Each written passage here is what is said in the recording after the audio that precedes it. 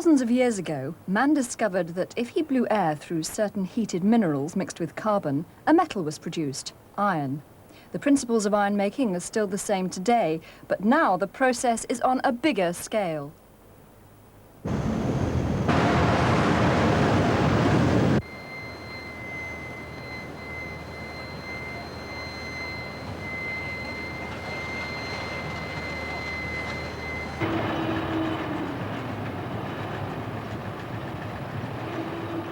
150,000-ton ships bring iron ore to the British Steel Corporation's Redcar works in Cleveland. The ores come from many parts of the world. The iron is present mainly as iron 3 oxide, but there are many other substances present as well.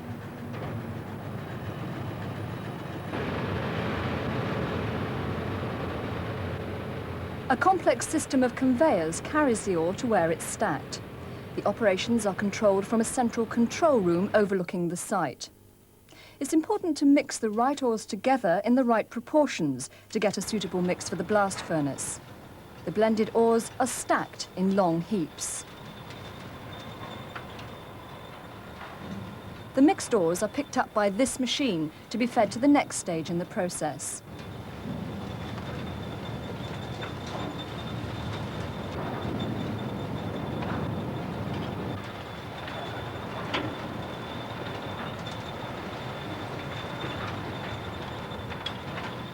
There's the sintering plant where the ores are taken. The blended ores look like this. A lot of coal is also needed. This is turned into coke by heating it in the absence of air. Granulated coke is fed into the sinter plant mixed with the iron ore. In this plant, the ore and coke are heat-treated, sintered. The product comes out looking like this, porous lumps through which gases can circulate in the blast furnace.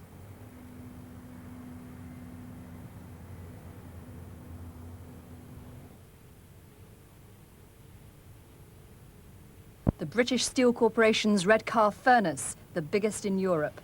It's 96 metres high, taller than, for example, a great building like St Paul's Cathedral in London.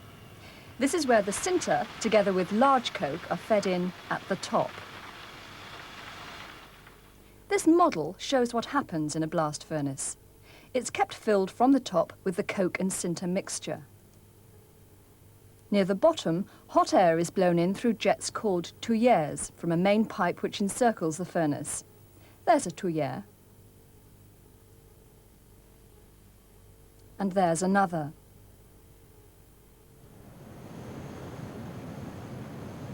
And here it is on the actual blast furnace. The hot air passes along this huge pipe to the bustle main encircling the furnace. The tuyères are just below the bustle main, and they're set all round the furnace. In the furnace, the coke burns to produce carbon dioxide and heat. The carbon dioxide is reduced by more coke. And the carbon monoxide produced reduces some of the iron oxide to iron.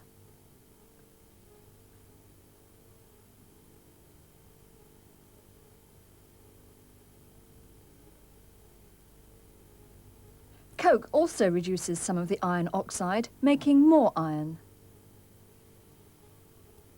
The molten iron at over 1,500 degrees C runs to the bottom of the furnace when it can be tapped off. This is called casting. It runs down into a specially designed ladle called a torpedo, which runs on a railway track.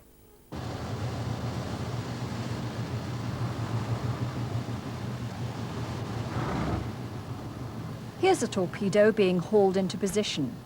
Up above, they're about to cast the iron, to drill out a plug so that the nearly white-hot iron can surge out.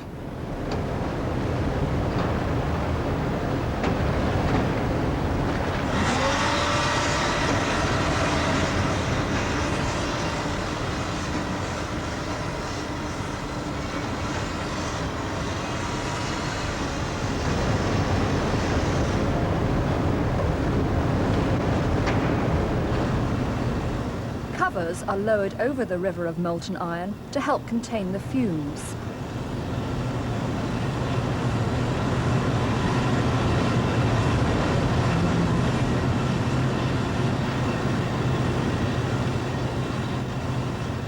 The molten iron runs down a refractory-lined channel into a movable spout, which can be tilted so that the metal flows into the torpedo waiting below.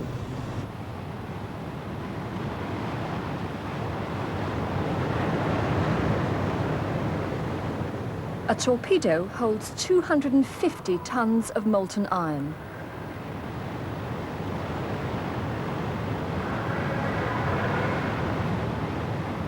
There are impurities in iron ore as well as iron oxide. These react inside the blast furnace to produce a basic slag, which is less dense than the iron and floats on top of it. After a time, this slag starts to emerge from the furnace and it's skimmed off to run down its own channel.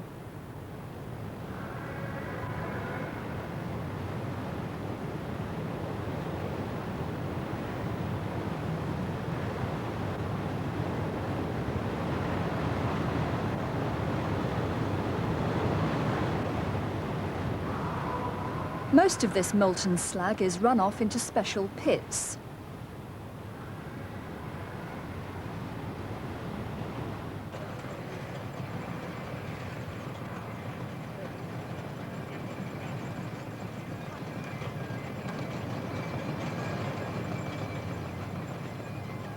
These are cooled by jets of water after each cast.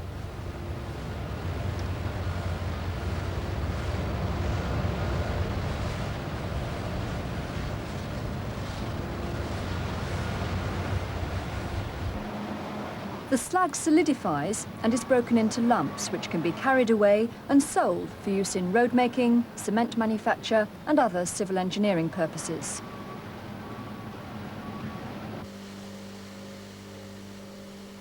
Some slag from the blast furnace is run into a plant which converts it into little pellets.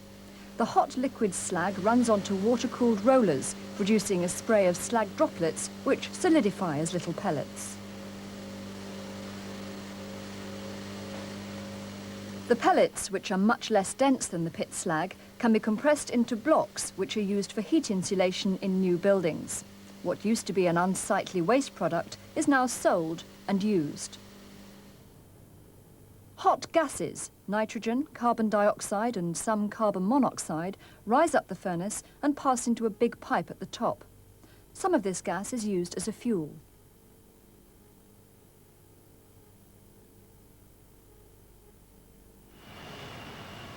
This gives some idea of the immense size of the Redcar blast furnace. The hot gases pass down into a separator and scrubber, which removes all the dust particles.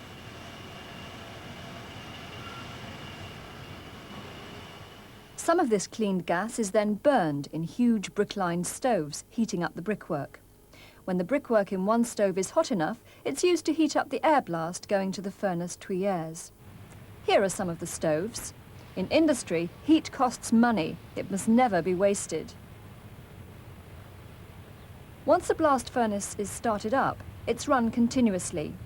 It mustn't be allowed to cool down until the furnace has to be relined with new water-cooled refractory material. The whole process is controlled from this room, where the operatives can monitor everything that's happening.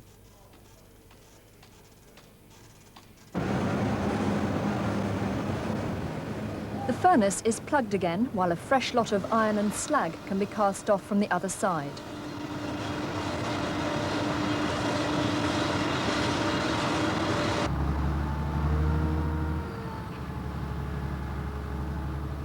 And here go 2 torpedoes full of molten iron, 500 tons of the hot metal on their way to the steel-making plant. This iron from the blast furnace contains about 4% of carbon.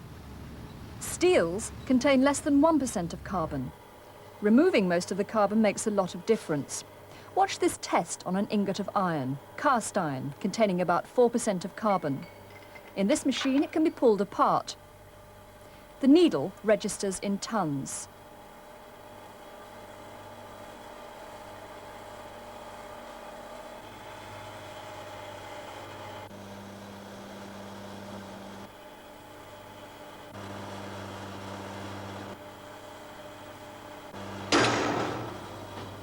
The iron suddenly snapped at just under 6 tons. This is a mild steel, containing only about 0.1% of carbon. It behaves very differently in the same test. Watch.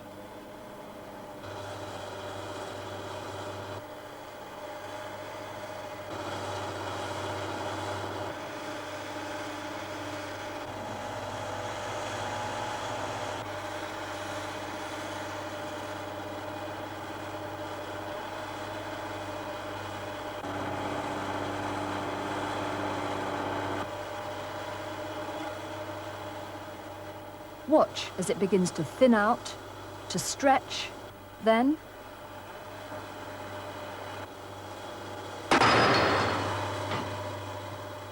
and it took over 8 tons, quite a difference from the iron. Let's watch that again.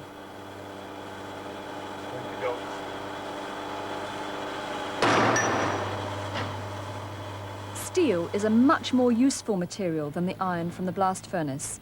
Let's now see how it's produced by lowering the carbon content of the iron in the torpedoes.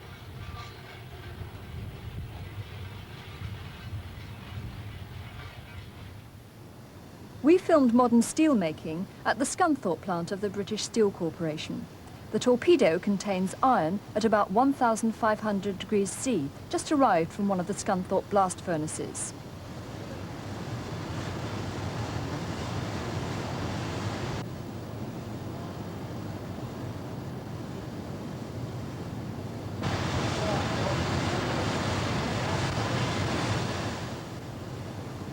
That's silicon, an impurity in the iron, burning very brightly on the edge of the torpedo. 250 tons of molten iron. They have to remove most, but not all, of the carbon which it contains.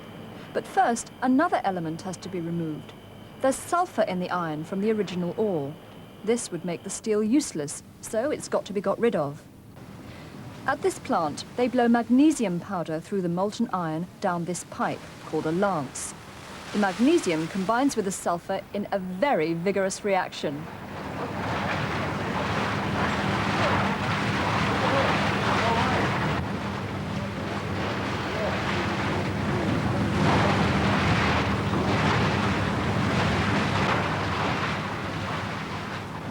When enough magnesium has gone in to remove all the sulfur, the lance is withdrawn.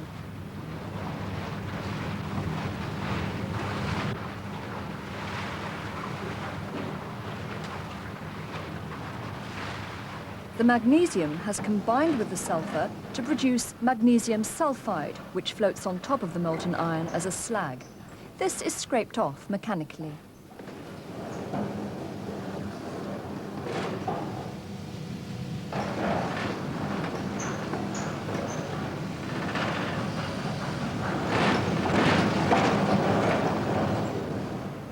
This is carefully selected scrap steel. It's going to be used in the process of making new steel from the iron.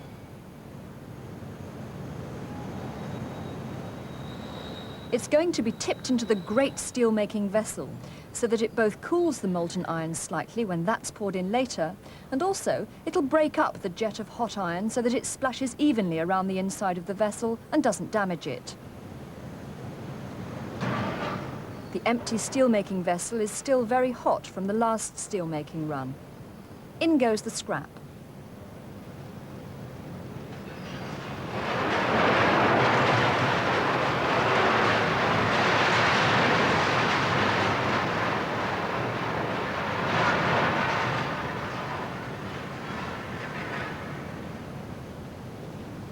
Now here comes the molten iron, from which we saw the sulfur removed.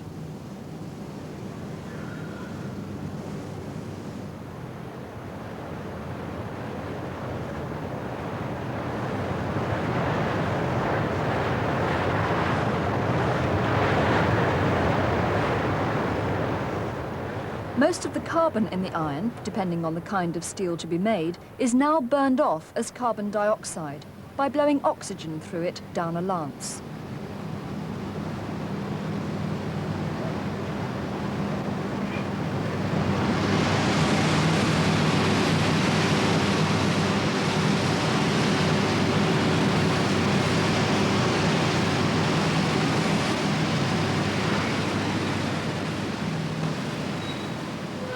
At the same time, lime is added to form a slag with other impurities. The fumes produced are all led away in ducts to be cleaned so that as little as possible escapes outside. When enough oxygen, about 170,000 cubic metres of the gas, has been passed through, the vessel is tipped to pour off the slag, which has been formed with the lime and which floats on top of the metal. Then the vessel is tipped over the other way to pour out the hot molten steel into a crucible waiting below.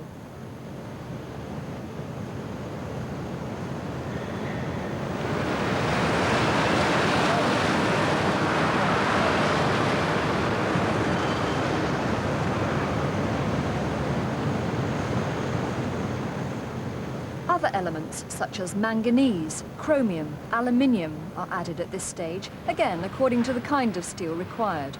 Remember, steel is iron containing a very small amount of carbon, but other elements are also needed to give different properties.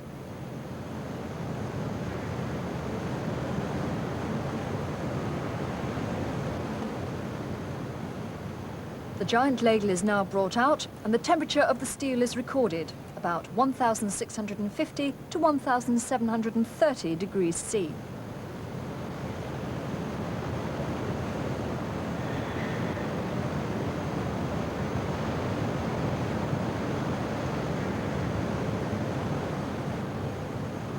Now another lance is lowered and the noble gas argon is bubbled through the liquid. This stirs it up, and because argon is a noble gas, it doesn't react with anything in the ladle.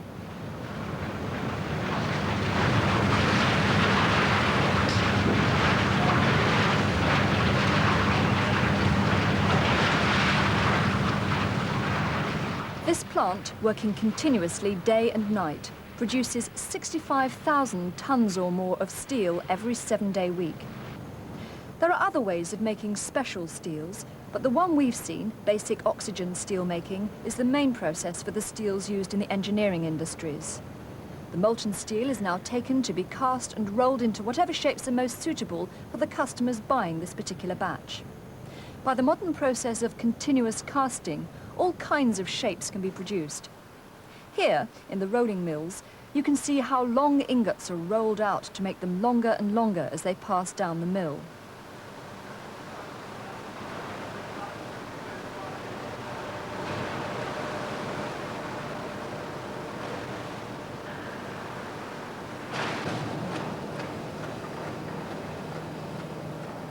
The strips, these are being made with a V-section, are chopped into convenient lengths for delivery.